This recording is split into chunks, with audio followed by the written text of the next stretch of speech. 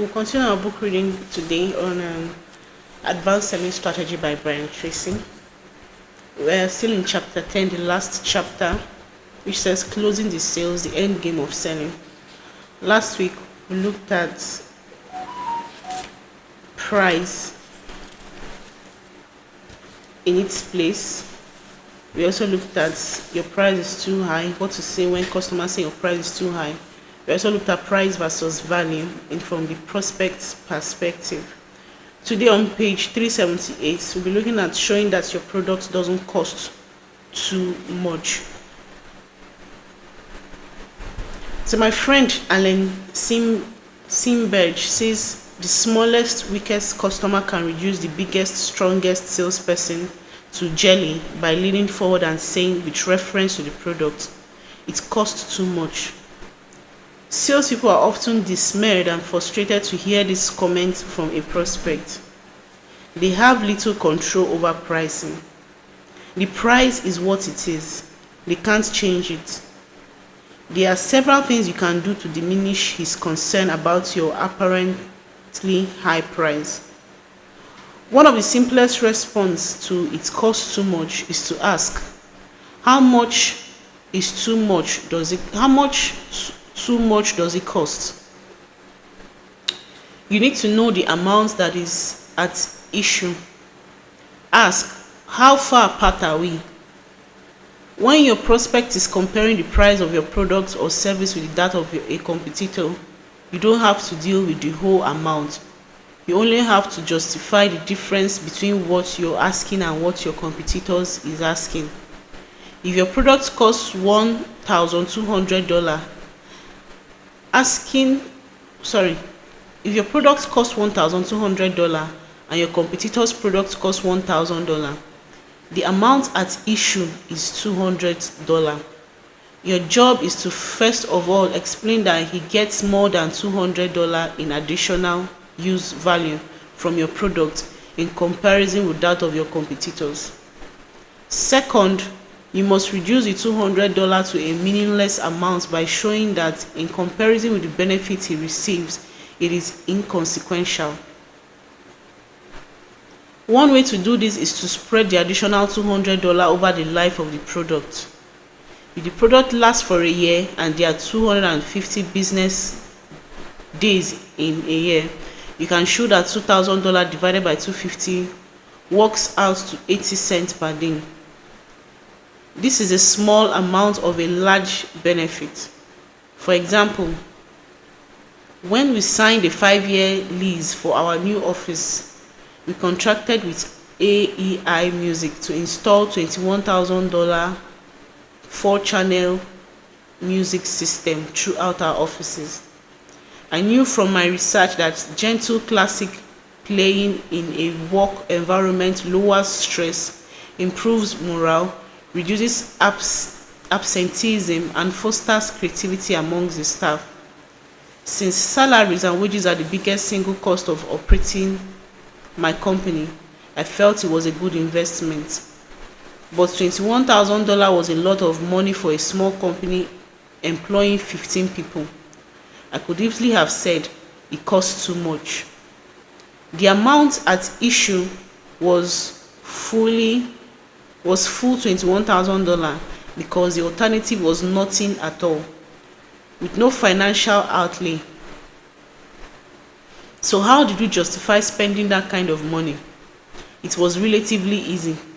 We broke the amount down and spread it over not only the 5 years that we would be in the office, but also over the number of people who would benefit from a musical environment.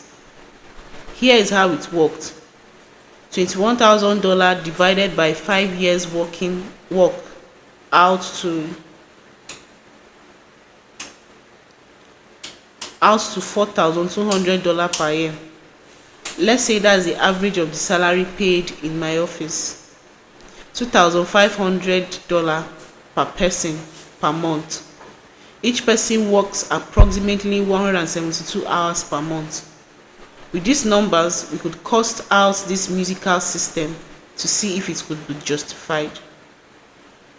Dividing $4,200 per year by 12 months works out to 3,350 per month, and 350 per month divided by 15 people works out to $23.33 per person per month. When you divide that amount by 172 hours, it works out to 13.6 cents per person per hour. On that basis, we could clearly see that this was a good business decision. The improvement in morale and increased productivity that occurred when people work in a musical environment more than offset the cost. A 1% increase in output or decrease in mistakes pays for the entire system and a little more besides. Whenever you're selling a product or service that has a useful life, you must be able to explain to your customers in this term. When you break it down to the smallest common denominator, you can reduce the importance of price to the point where it is only one of several factors that enter into financial decision. The feel, felt, found method. The final way to deal with objections of any kind is the feel, felt, found method. The power of this familiar method is that it tells a story about your product that activates the right brain of the prospect and makes the kind of impression that leads to a favorable buying decision. Your prospect says, "I can't afford it," or "your price is too high," or "it costs too much." You respond by pausing, smiling, and then saying, "Mr. Prospect, I understand how exactly you feel. Others felt the same way when they first looked at our price, but this is what they found." You then go on to tell a success story of a customer who was initially concerned about a high price but who went ahead anyway, and how happy he was as a result. Whether your customer's price objection is a knee-jerk reaction or a substantial concern, he still wants to be listened to seriously and treated respectfully. It is important to him that you take the time to understand his concerns and his feelings. The words "I understand how you feel" are the way you tell your prospect that you really care about him and about helping him improve his situation. When the customer feels that you really care, he will begin to relax and open up. He will freely express. He will begin telling you everything he can do. He will begin telling you everything he can to help him make a good buying decision. You get what you pay for. This is one final approach that may be helpful to you if your customers keep coming back to issue of price. Sometimes a customer can be fixated on the cost, and as a result, he would let you bring your presentation to bear on the value he receives. In this case, you can try the following. Ask him gently, "Mr. Prospect, let me ask you something. Did you ever get something for nothing?" Remain silent. Give him time to answer. He will eventually admit that he has never really received anything for nothing.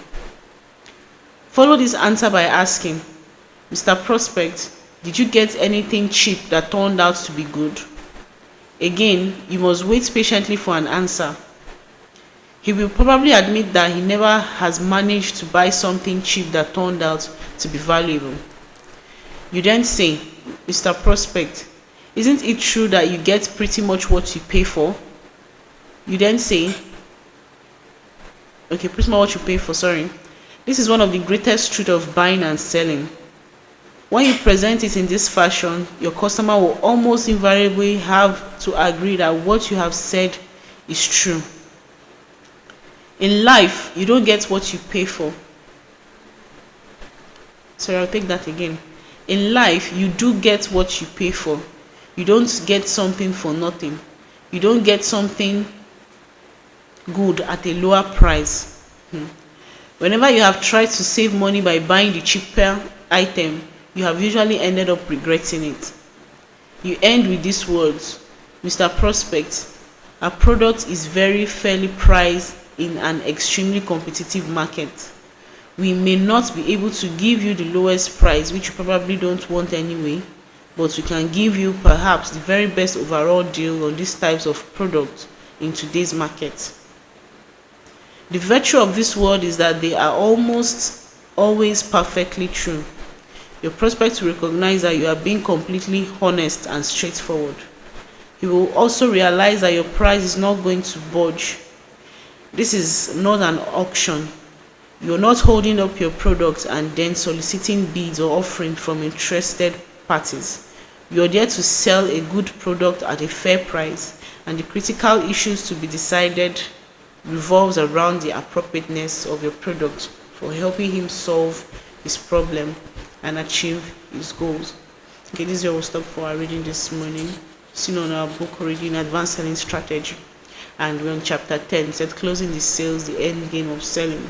So far we've been taught how to close sales when customers talk about price and its cost. So price can come up as an objection why a customer would not want to buy your product or purchase your product or service.